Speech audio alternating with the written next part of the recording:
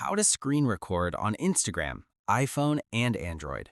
This method helps you capture videos, reels, and stories on Instagram directly from your phone. First, open the Instagram app on your iPhone or Android device. Next, navigate to the video, reel, or story you want to record. After that, open your phone's control center or quick settings. On iPhone, swipe down from the top right corner. On Android, swipe down from the top of the screen to access quick settings. Now look for the screen record option and tap on it to start recording. Moving forward, wait for the countdown to finish and then go back to Instagram to play the content you want to capture.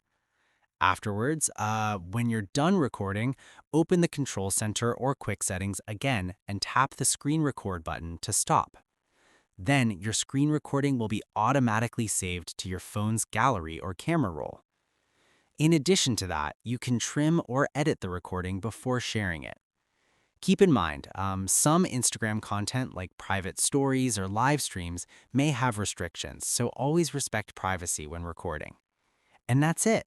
If this guide helped you screen record on Instagram, please like the video, subscribe for more Instagram tips, and turn on the bell icon for updates. See you in the next one.